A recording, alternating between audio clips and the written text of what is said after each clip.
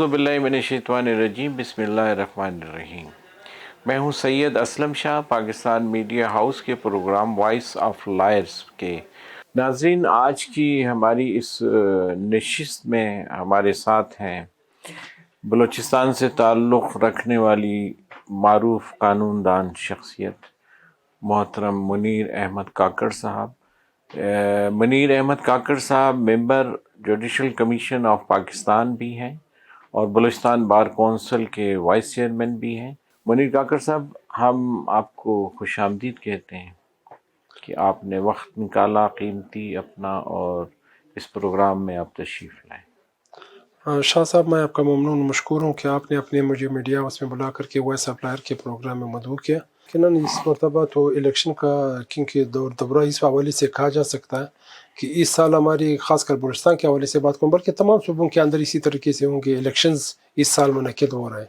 लेकिन इस साल इस इलेक्शन का ज़्यादा अहमियत इस वजह से बढ़ा है कि इस साल इलेक्शन जो है तमाम प्रोविंशियल बार कौंसिल्स के इलेक्शन होंगे, जिसमें Balochistan bar council, Islamabad bar council, Khyber Pakhtunkhwa bar council, Sindh bar council और पंजाब बार कौंसिल के इलेक्शन मुनक़िद होंगे। और उसी इलेक्शन के मुनक़िद होने के बाद फिर इलेक्टोरल कॉलेज जो है पाकिस्तान बार कौंसिल का इलेक्शन भी इस साल के आखिर में मुनक़िद होंगे। और वो जो पाकिस्तान बार कौंसिल के इलेक्शन का होना है वो हमारी जितने प्रोविंशियल बार कौंसिल्स हैं वो उनका एक इलेक्टोरल कॉलेज होगा। तो साथ साथ इस साल एक हफ्ता पहले सुप्रीम कोर्ट बार एसोसिएशन के इलेक्शन हो गए, हाई कोर्ट बार एसोसिएशन के इलेक्शन होंगे। तो ये तो इलेक्शंस का दौरा तो है। बलूचिस्तान बार कौंसिल इस वक्त जो वो है 7 मेंबरों पर मुश्तमिल है और ये हमारी स्टैट्यूटरी बॉडी है। ये बिल्कुल इसका स्ट्रक्चर जो है सेनेट के तर्ज पे है। ये कॉन्स्टिट्यूशनल एक्ट के ज़रिए वजूद में आया है और ये पूरी बलूचिस्तान के अंदर 7 सीटों पर मुश्तमिल है। 4 सीटें जो हैं वो कोयटा बशमूल मस्तूंग, खुजदार, कल्लात, नोशकी, दालबंदीन, ये 4 जो इस इलाके में या इस कंस्टिट्यूंसी के अंदर जो हमारे वकला बरादरी वहाँ पर प्रैक्टिस कर रहे हैं, ये इसमें इसके वोटर हो सकते हैं। मैं जो ख़ुद जिस इलाके से रिप्रेजेंट कर रहा हूँ 2010 से ये दूसरी मरतबा भी जो मेरी सीटिंग है दूसरी मरतबा है।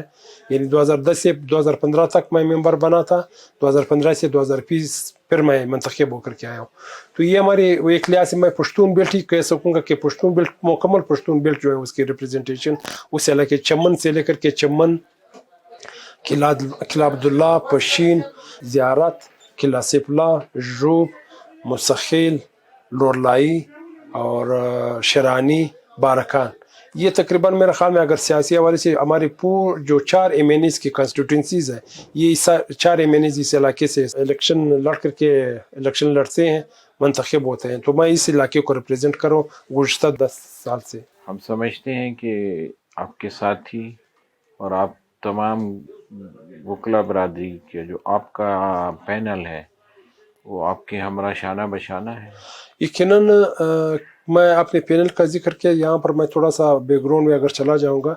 हम यहाँ बलूचिस्तान पे प्रोफेशनल पैनल के हैसियत से हम इस इलेक्शन में कॉन्टेस्ट कर रहे हैं। या इस बार की पॉलिटिक्स जो है, बार की पॉलिटिक्स वहदे से पहले हमारे ग्रुप्स के अपने नाम्स हैं। जैसे अभी हमारे प्रोफेशनल पैनल है, प्रोफेशनल पैनल 2014 में पहली मरतबा जो है वजूद में इस रहा था, मुख्तलिफ ग्रुप्स में पॉलिटिक्स करते रहे। तो यहाँ पर मैं एक अजीम शख्सियत की जो हमारे बार की पॉलिटिक्स में बहुत एक्टिव रोल उसका रहा, शहीद बाज़ अहमद काकड़ की बात करूँगा।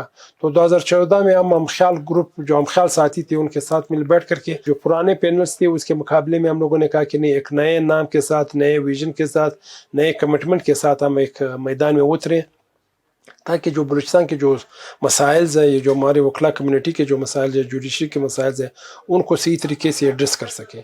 तो उस वक्त 2014 में पहली मरतबा हम आपस में गैदरिंग करके प्रोफेशनल पैनल के नाम से हम लोगों ने एक बाकायदा पैनल लॉन्च किया जो उस वक्त शहीद बाज़ अहमद साहब लीड कर रहे थे। और 2015 में पहली मरतबा हम इलेक्शन कॉन्टेस्ट में चले गए। उस वक्त हम कोयटा बार, बलूचिस्तान बार के इलेक्शन लूज़ कर गए। लेकिन 2016 से फिर अनवर्ड जो है हमारे प्रोफेशनल पैनल को पहली मरतबा अच्छी कामयाबी मिली। हाई कोर्ट बार एसोसिएशन की सदारत मिली, बलूचिस्तान बार एसोसिएशन की मिली। तो इसी साथ बलूचिस्तान बार कौंसिल के इलेक्शन हुए थे, उस वक्त में भी हमारे साथ हम लोगों के ग्रुप ने 3 सीट जीते थे, 4 में से 3 सीट, बाकी 2 सीट जो हैं दूसरे पैनल्स ने जीते थे। तो उसमें हमारे साथ शहीद बाज़ अहमद भी शामिल था, वैसे थे बार कौंसिल मेंबर। पर वो एक नाकानी हादसा हुआ जिसमें हमारे साथ शहीद वाज़ अहमद साहब और उसके साथ साथ तकरीबन 56 शोधा वकला शहीद हुए थे और 92 के करीब ज़ख्मी हुए थे। मुनीर अहमद काकर साहब, आपने जैसे अभी जिक्र किया कि आपका प्रोफेशनल ग्रुप लॉयर्स का जो है वो 2014 में वजूद में आया, और जैसे आपने जिक्र किया शहीद बाज़ मोहम्मद काकर साहब लीड कर रहे थे, वो अपने 56 साथियों समेत 2016 में जहाँ में शहादत नोश कर गए। इस इतने बड़े अलमिये को गुज़रे हुए कई साल गुज़र गए, 4 साल मुकम्मल हो गए, अब 5वां शुरू है, तो इसके बारे में आप क्या कहेंगे कि तहकीकात या इंक्वायरीज जो हुई उसके बारे में आप थोड़ा सा बताएंगे? यकीनन 8 अगस्त 2016 का जो वाक़या है, ये तो मेरा ख़्याल में क़यामत सुग़रा से कम नहीं है। वो इस हवाले से तारीख़ में कह सकता हूँ बड़ी मसाकिल तो होंगे, लेकिन एक जो प्रोफेशनल वकील थे, एक मखसूस प्रोफेशन को टारगेट करना, ये एक अलमिया है। इसके बाद इस वाक़े के बाद यकीनन हमारी बार का एक आवाज़ थी कि हम लोग इसके आज़ाद कमीशन, सुप्रीम कोर्ट के जज के लेवल के कमीशन बन जाए, तो वो उस वक्त जो है बन गया था काजी फ़ायज़ इसा साहब की सरबराही में। काजी फ़ायज़ इसा साहब ने मतवातर यहाँ पर 55 रोज़ जो है उस इंक्वायरी कमीशन की बाकायदा समाअत की, और हर समाअत में हम हाज़िर होते रहे। 9 बजे से लेकर के 5 बजे तक उसकी समाअत होती थी। तो काजी फ़ायज़ इसा साहब के इंक्वायरी कमीशन रिपोर्ट की रोशनी में या उनकी जो असरात में थे, वो जो वाक़े के जो कल्प्रिट्स थे या वो जो चेन था, उस क्या तक तो वो कंप्लीट होकर के उनको जो या रिसोर्स थे या जो करने वाले लोग थे, जो हासिल करने वाले लोग, तो वो तो ज़ाहिर नहीं हुए, लेकिन ये जो सलोतकार थे, वो सलोतकार के हवाले से वो कंक्लूजन पे कोई कुछ एक दो को जो है इनकाउंटर कर दिया था, भाग गए थे, एक दो को पकड़ा भी है, केसेस भी चल रहे थे। लेकिन काजी फ़ायज़ इसा साहब की कमीशन रिपोर्ट के अंदर कुछ इस तरह के से रिकमेंडेशंस थे कि उस रिकमेंडेशंस की बुनियाद पर वो, क्योंकि फ्यूचर में आने वाले इस किस्म के वाक़यात के रोकथाम के लिए एक स्टेप्स दिए गए थे, कुछ पॉइंट्स थे, तो वो उस पर आज तक अमल दरामद नहीं हुआ। तो ये जो काजी फ़ायज़ साहब कमीशन, जो इंक्वायरी कमीशन थी, 1 मैन इंक्वायरी, इससे पहले जो 8 अगस्त के वाक़े के हवाले से सुप्रीम कोर्ट ने बाकायदा इसका सुमोटो नोटिस लेते हुए तो उस हवाले से बात हुई थी। तो उस इंक्वायरी कमीशन के हवाले से वो इंक्वायरी कमीशन रिपोर्ट बनने के बाद वो स्ट्रीमलाइन करने के लिए कि उसमें जो इदारों का जो रोल था, उसमें उसकी रोल को वाज़े कर दिया गया था कि वो इदारे कर क्या रहे हैं कि ऐसी वाक़यात, क्योंकि जब इदारे अपने काम नहीं करेंगे तो ऐसी वाक़यात का होना लाजिमन एक जुस्ता दुनिया की नज़रें हमारे मुल्क के ऊपर है, इसमें कोई शक नहीं है। सराउंडिंग्स में जो भी मसाइल चल रहे, तो वो इंक्वायरी कमीशन रिपोर्ट जो थी वो सुप्रीम कोर्ट के जो सुमोटो केस के हवाले से मैं बात कर रहा था कि सुप्रीम कोर्ट में जो केस चल रहा था, उस केस के आर्डर में ये जो काजी साहब का जो रिकमेंडेशन थे इंक्वायरी कमीशन, वो पार्ट एंड पार्सल नहीं बनाए गए। इस पे हमारी रिजर्वेशंस है और हमारी खदशात भी है, और हम लोगों ने बाकायदा उस आर्डर के ऊपर जो है रिव्यू भी दाखिल की हुई है, जो रिव्यू ताहाल पेंडिंग है। और मेरे ख्याल में गुज़श्ता 3 साल गुजरने के बावजूद भी आज तक वो रिव्यू को जो है फिक्स नहीं किया जा रहा है, ताकि हम ये कहते हैं कि उस कमीशन रिपोर्ट को सुप्रीम कोर्ट के आर्डर का पार्ट एंड पार्सल बनाया जाए। तो ये चीज़ें जो हैं हमारे लिए, हमारी मुतालबा भी है और हमारा डिमांड भी है और हमारे ये इस्तिदा भी है, और करते रहेंगे। कोशिश कर रहे हैं कि अभी भी हम अहमद खान साहब से रिक्वेस्ट की थी कि हम लोगों ने कहा कि आप एक एप्लीकेशन मूव कर लें केस को फिक्स करने के लिए। तो ये उस हवाले से जो 8 अगस्त के वाक़े के रिकमेंडेशंस थे या उसमें इंक्वायरी के जो रिकमेंडेशंस थे, उसको पार्ट एंड पार्सल बनाना इंतहाई ज़रूरी है। मुनीर खान साहब, आपने बहुत तफसील में आपने हमें और आवाम को ये ब्रीफ दिया इस बहुत ही बड़े अलमिये और साने के बारे में, क्या क्या पेशरफ्त कहाँ कहाँ हुई, कमीशन ने क्या किया, या जो भी तफसीलात हैं वो आज आपने बयान की।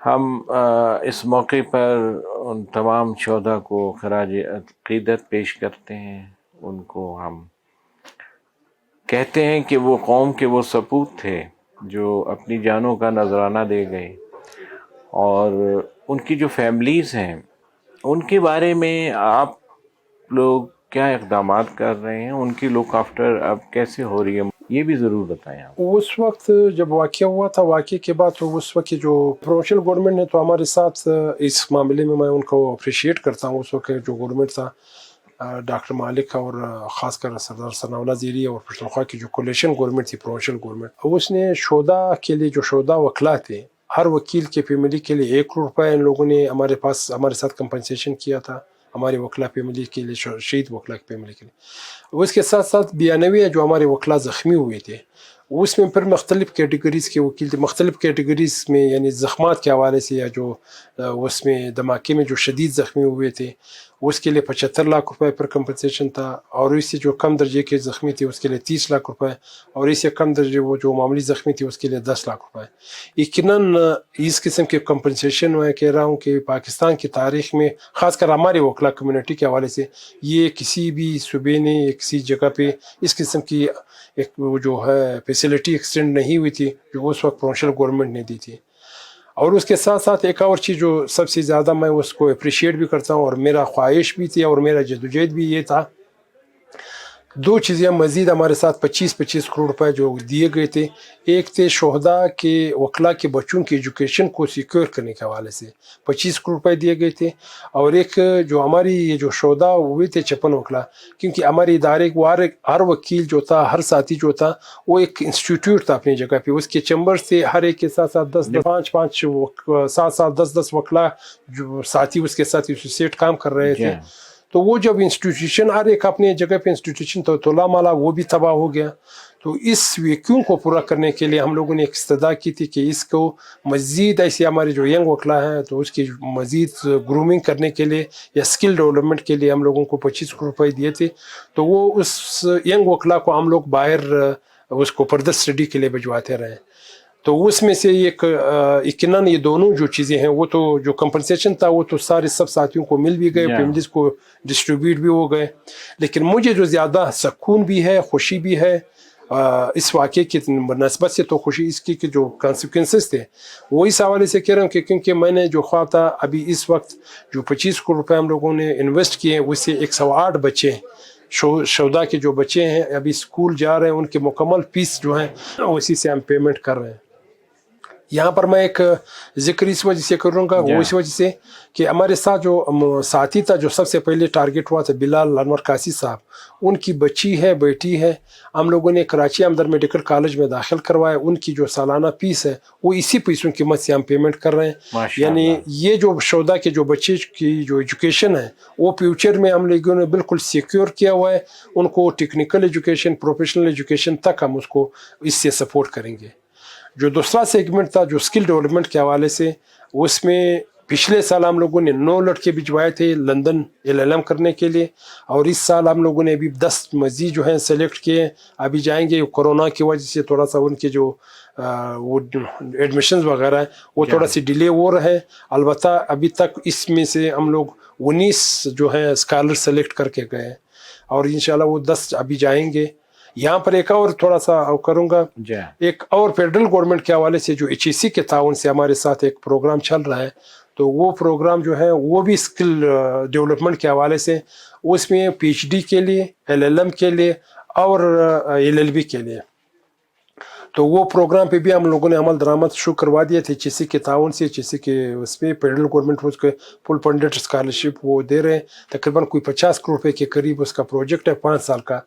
تو اس میں بھی ہم لوگوں نے پچھلے سال 2 اسکالر PhD کے لیے سلیکٹ ہوئے ہیں، اور 10 لڑکے جو ہیں LLM کے لیے سلیکٹ ہوئے ہیں، اور 30 ہمارے اسٹوڈنٹ جو پاکستان کے اندر جو اچھے انسٹیٹیوشنز ہیں اس سے 5 سالہ LLB کے پروگرام کے لیے سلیکٹ ہوئے ہیں۔ تو اس طرح اگر اوور آل دیکھ لے، فیڈرل لیول کے جو پروجیکٹ ہے اور پروفیشنل لیول کے جو بیف کے توسط سے چل رہا ہے، تو اس میں تقریباً اس وقت ہماری 31 اسکالر، جس میں 2 PhD اور 29 LLM کے لیے سلیکٹ ہو گئے ہیں۔ یہ 2 سال کے اندر ہماری پروگرس ہے، اور 30 لڑکے جو ہیں LLB کے لیے جو بلوچستان کے پارپلنگ ایریا سے تعلق رکھتے ہیں، ہر ضلع سے میرے خیال میں تقریباً نمائندگی ہے، جو لوگوں نے باقاعدہ میرٹ کے اوپر جو ہے اپنے کرائٹیریا کے اوپر سلیکٹ ہو کر کے گئے۔ لوگوں کا یہ خیال تھا کہ آپ اگر اس قسم کی کریم کو یا پروفیشن کو آپ ٹارگٹ کر کے، یقیناً ہمیں لاس تو دیا ہے، اس کا لاس کو ہم کور نہیں کر سکتے۔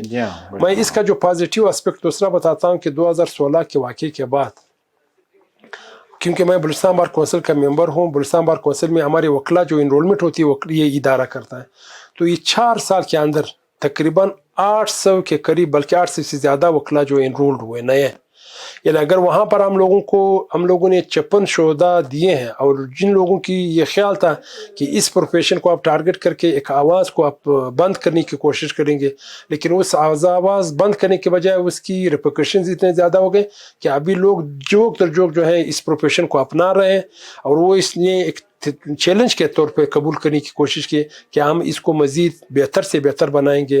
तो उसमें दो चीज़ें जो है, एक इनरोलमेंट की जो रेशो है ज़्यादा, दूसरा जो है हमारा जो स्किल डेवलपमेंट के हवाले से जो 31 के करीब जो स्कॉलर्स हैं वो सिलेक्शन होना ये हम लोगों ने दिए हैं। तो ये मैं इसको अच्छा मस्बत इकदाम समझता हूँ। तो उनके असरात जो अच्छे असरात के हवाले से, क्योंकि वाक़या तो हुआ है, लेकिन वाक़ये के जो रिपरकशंस है या उसकी जो वेकुम को पूरा करने के लिए हमें आगे भी सोचना होगा। तो आगे सोचने के लिए हम लोगों ने अभी तक ये स्टेप्स उठाए हुए हैं। मौजूदा हुकूमत जो है बलूचिस्तान गवर्नमेंट आज 2020 की, उसके बारे में क्या कहेंगे? उनका कितना ताउन आपको हासिल है वकला बरादरी को? उसमें तो मैं जहाँ पर जो अगर कोई अच्छा इकदाम कर ले और आप उसको याद न करे तो मेरे ख्याल में ये भी बदनीति पे ही आएगी। बहरहाल जिस तरीके से बाकी दूसरे सूबे के अंदर या दूसरे सूबाई गवर्नमेंट्स हैं जो अपने वकला बरादरी के साथ वहाँ पर वो उसके साथ कोऑपरेशन करते हैं या उसके साथ वो, हमारे बलूचिस्तान गवर्नमेंट का, क्योंकि वो पिछले गवर्नमेंट ने एक वाक़े के तनाजुर में हमारे साथ किया है, लेकिन पिछली तारीखों में अगर चले जाए हमारे जो सूबाई हुकूमतों ने कभी भी इस हमारी कम्युनिटी को इस तरीके से वो फैसिलिटेट नहीं किया है जैसे दूसरे सूबों के अंदर किए जा रहे हैं, या दूसरे सेगमेंट्स के अंदर वो फैसिलिटीज़ फराहम की जा रही हैं। मौजूदा गवर्नमेंट ने एक कोविड-19 के हवाले से हमारे साथ 50 लाख रुपए का एक ग्रांट दिया था, जो कि हमारे वकला की जो एनरोलमेंट के हवाले से बहुत कम था।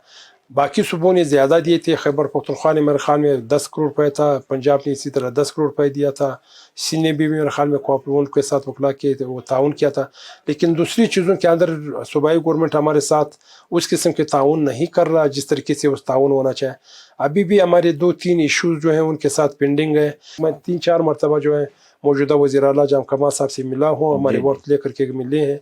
हमने 4 इशूज़ उनके साथ रखे हैं। इन लोगों ने, मौजूदा सूबाई गवर्नमेंट ने सहाफ़ियों के लिए एक एंडोमेंट फंड तश्कील दी है। मैंने इसी तरह जो है आपके वो थे जो आर्टिस्ट है उनके लिए इन लोगों ने एंडोमेंट फंड तश्कील दी है।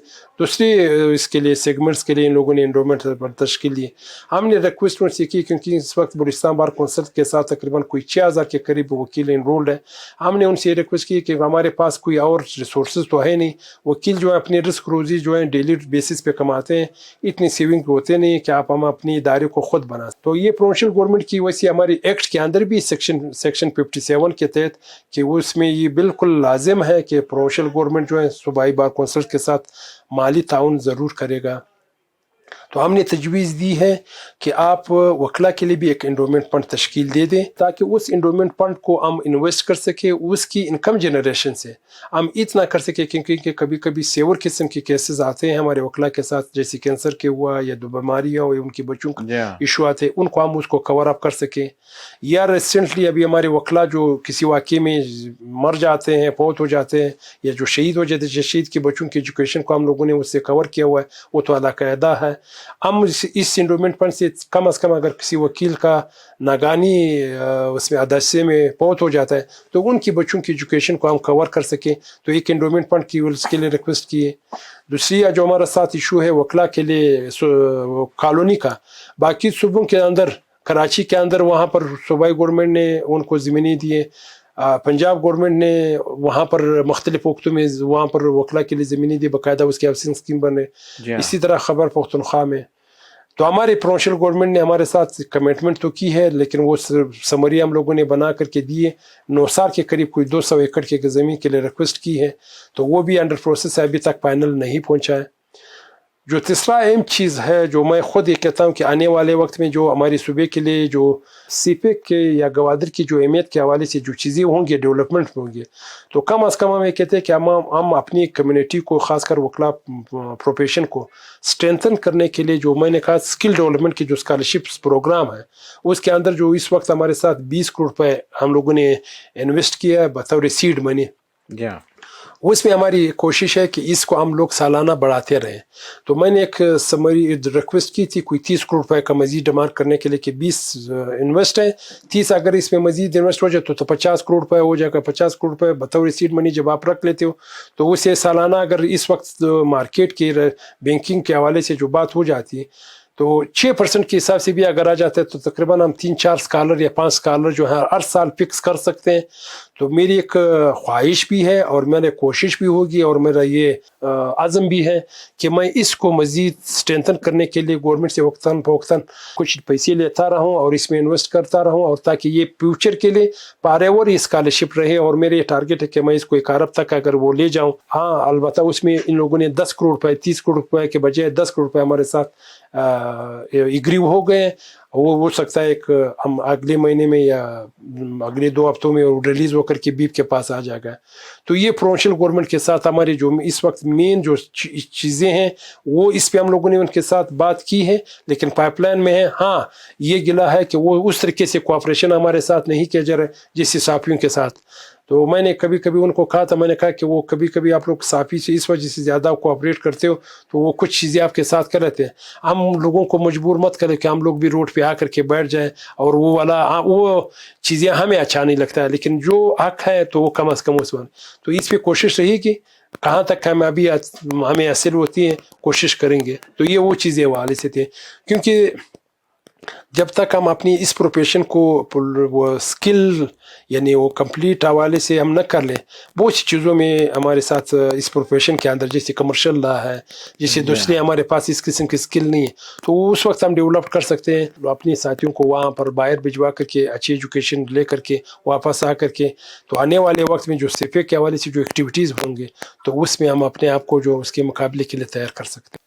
आपसे मैं ये भी जानना चाहूँगा कि जैसे गवर्नमेंट के इदारे हैं इसी तरह सुप्रीम कोर्ट ऑफ पाकिस्तान है या जुडिशरी से रिलेटेड जो वो है उसमें बलूचिस्तान को नुमाइंदगी जो मरकज़ में मिल रही है उसके बारे में आप क्या कहेंगे?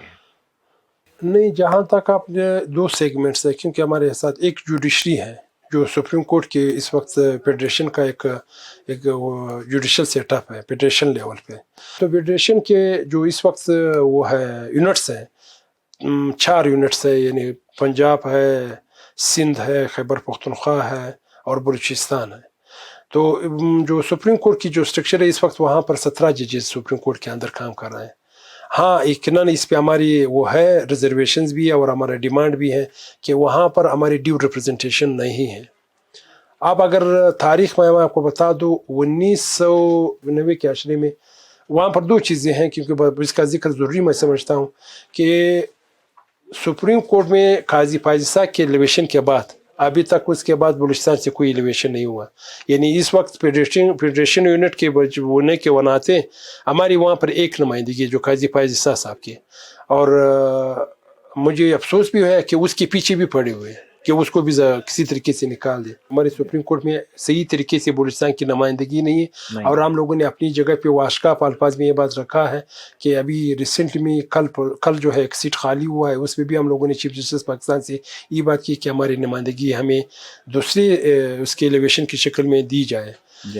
दूसरी बात आपने जो कर ली कि जो फेडरेशन के लेवल पे मैं आपको एक छोटा सा वाक़या इस वाले से ज़्यादा ये तो सुप्रीम कोर्ट में हमारी नुमाइंदगी प्रॉपर नुमाइंदगी उस हिसाब से नहीं है। फेडरेशन में हमें जो 2 किस्म के एक एडवोकेट जनरल है जो प्रोविंशियल सब्जेक्ट होता है उसमें प्रोविंशियल ऑफिसर्स है, एक अटॉर्नी जनरल ऑफिस है और इसके साथ एक एडिशनल अटॉर्नी जनरल के वो हर सूबे के अंदर है।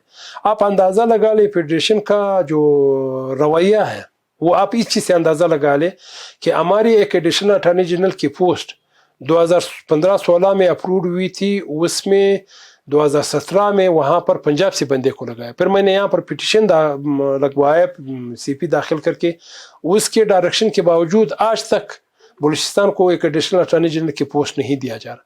तो इस रवैयों से आप जो लोगों के अंदर एक एहसास महरूमी तो यही चीज़ें डेवलप करते हैं। तो सुप्रीम कोर्ट के अंदर यानी आपको प्रॉपर तरीके से नुमाइंदगी नहीं देना। फेडरेशन के अंदर वो जो आपका जो जायज़ हक है जो 6.5%, तो यहाँ पर एक और बात कर लेता हूँ कि इस वक्त पूरे पाकिस्तान के अंदर जो फेडरल लॉ ऑफिसर्स हैं जो अटॉर्नी जनरल के ऑफिस के अंदर आते हैं, 146 लॉ ऑफिसर्स काम कर रहे हैं मुख्तलिफ सूबों के अंदर।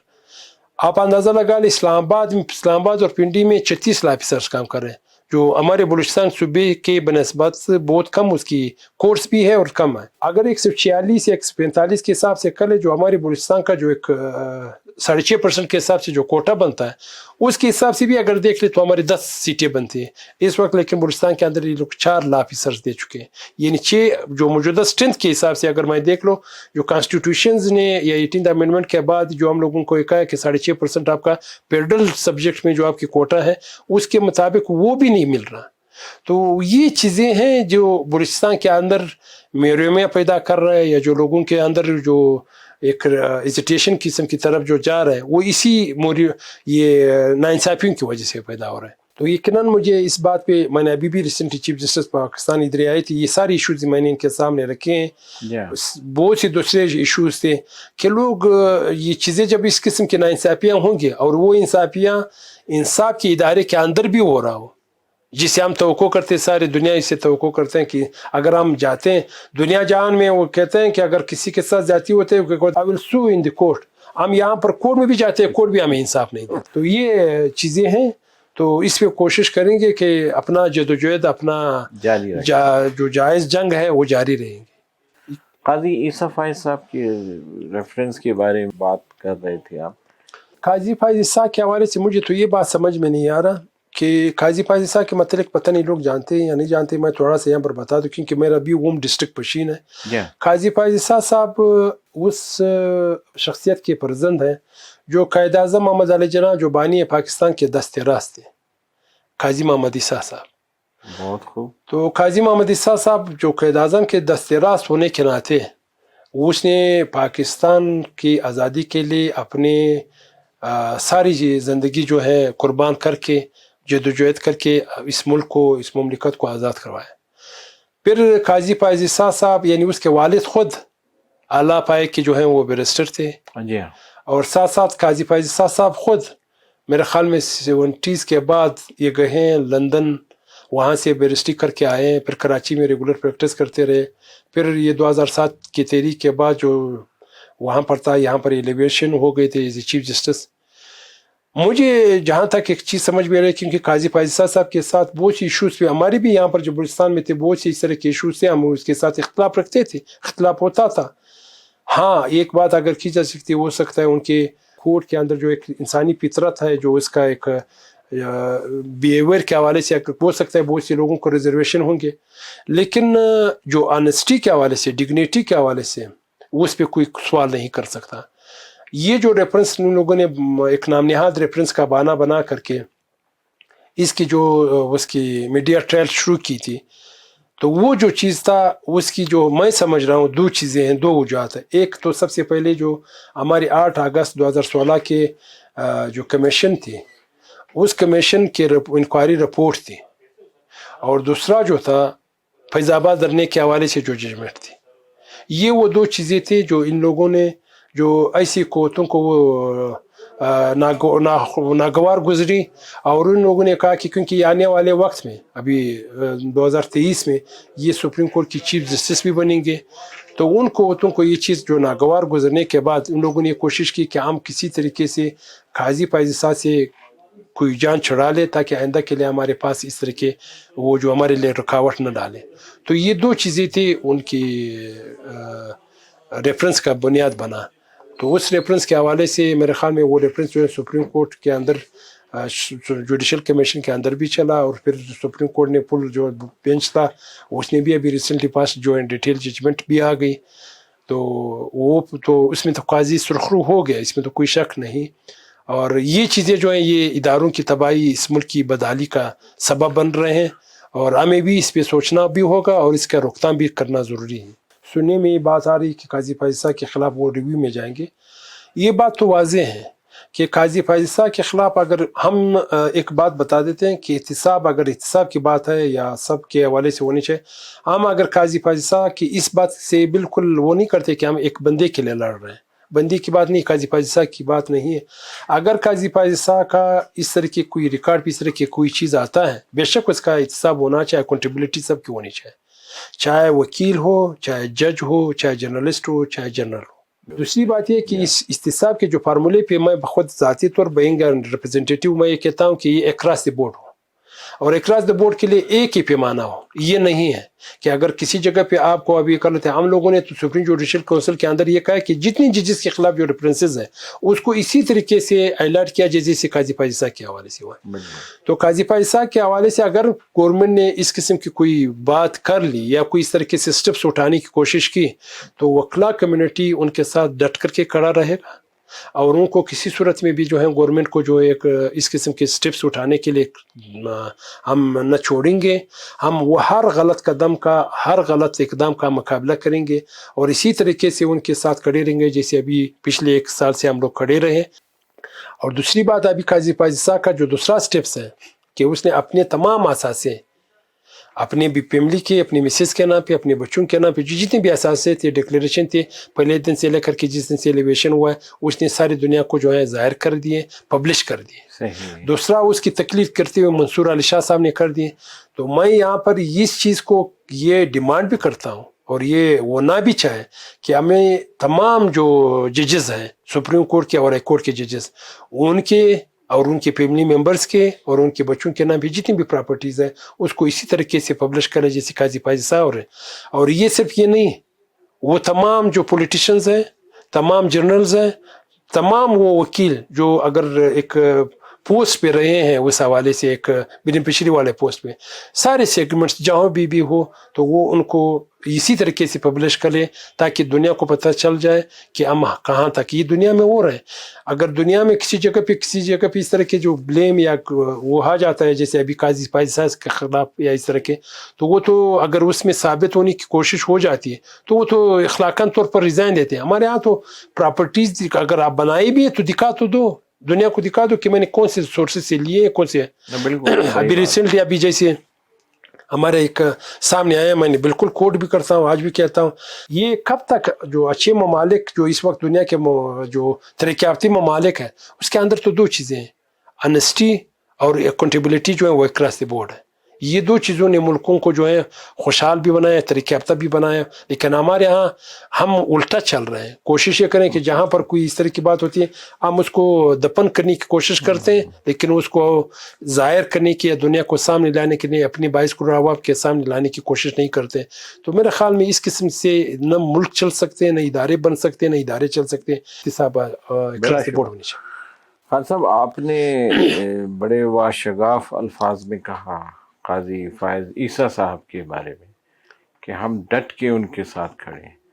इसमें कोई शक नहीं, तहरीक भी हम चला सकते हैं और इस किस्म के हालात अगर पैदा हो। अभी इस वक्त सुप्रीम कोर्ट बार एसोसिएशन के जो सदर बने लतीफ़ अफरीदी साहब, जो अफरीदी साहब का जो स्टांस है और उनको जो पज़राई मिली, मुझे तो इस बात की मैं उसको खुशाइंद भी समझता हूँ कि लतीफ़ लाला का जो इस किस्म का जो स्टांस है, ख़ासकर हमारे इदारों के हवाले से, दूसरी चीज़ों के हवाले से, हम ये कहते हैं कि हर इदारा जो कॉन्स्टिट्यूशन के अंदर जो फ्रेमवर्क है, ये जो डोमेन है उनके अंदर रह करके अपना काम करते रहे।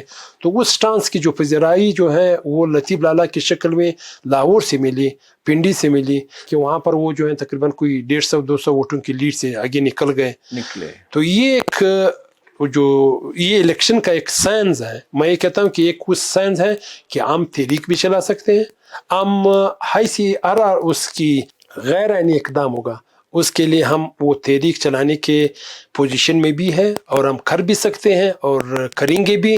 और ये जो है उस लतीफ़ लाला की इलेक्शन की जीतने का एक वो है प्रेसिडेंट मौजूद है कि वो स्टांस जो जिस किस्म का स्टांस रखता है तो उसको लोगों ने सपोर्ट किया है, लोगों ने नेगेट नहीं किया।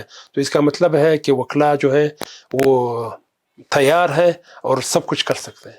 ये अफरीदी साहब का इलेक्शन जो हुआ, इससे ये साबित हुआ कि आपकी लॉयर कम्युनिटी बिल्कुल मुत्तहिद है और बिला तफरीक उनको लीड लाहौर से मिली अफरीदी साहब को।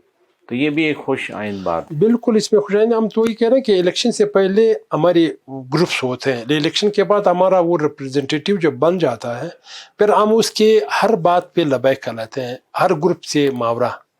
تو یہ ہمارا نمائندہ ہے ابھی لطیف لالا کی شکل میں، سپریم کورٹ بار کی شکل میں، جو ہماری جو وہ ہے مدر باڈی ایک ریاسی ایسوسیشنس کے حوالے سے.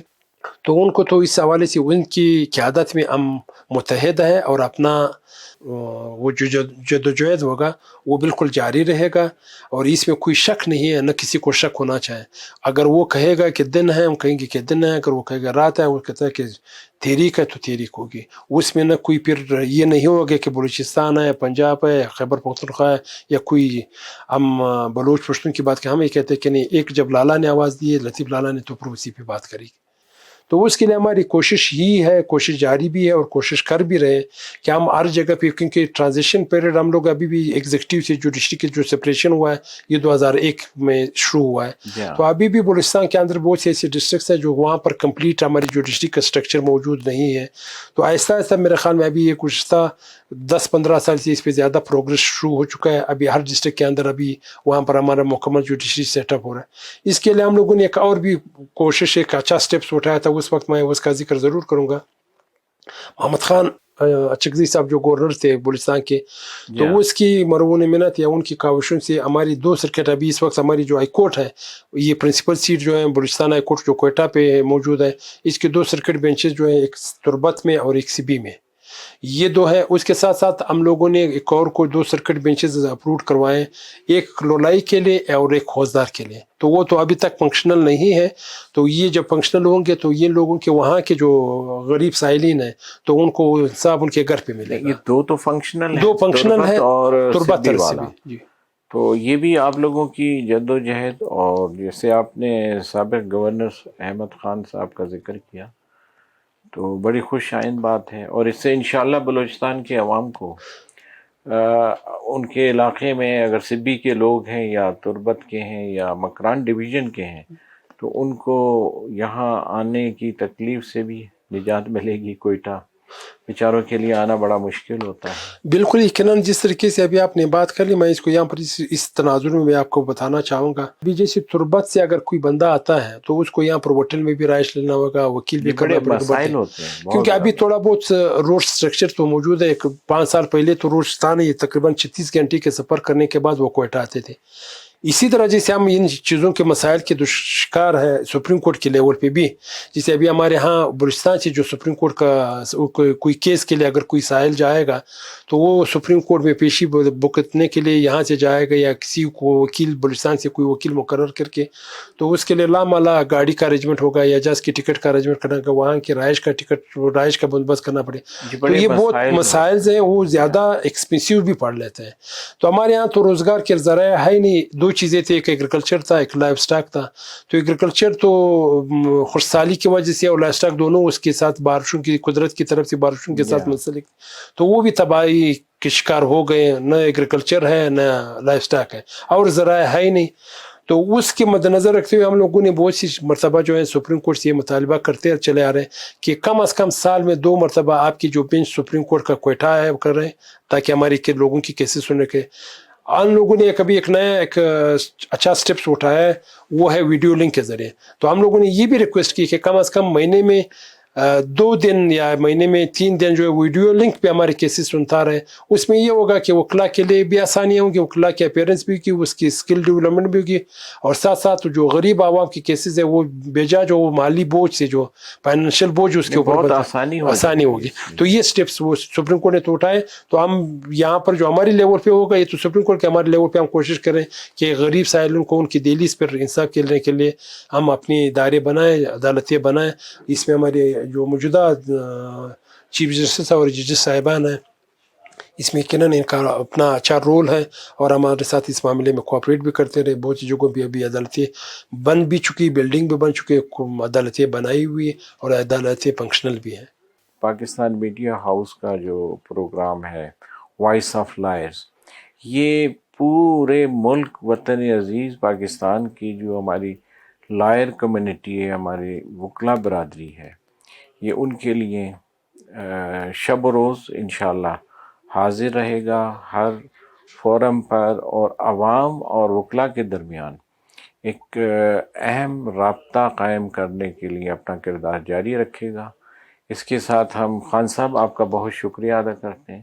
मैं आपका ममनून और मशकूर हूँ कि आपने मुझे मौका दिया और हमारे मसाइल आपने सुने कि तवज्जुह से हम लोगों की बसात के मुताबिक जो कोशिश करते चले आ रहे हैं कि वो हमारी जो साइलिन है और जो पब्लिक है उनको ये बात आपकी तवज्जुह से पहुँच जाए, तो ये ज़्यादा मैं आपकी इसके काविश को जो है सराहता हूँ। और मेरे पास तो यकीनन कोई अल्फाज नहीं है कि मैं आपकी इस काविश को याद रखूँ।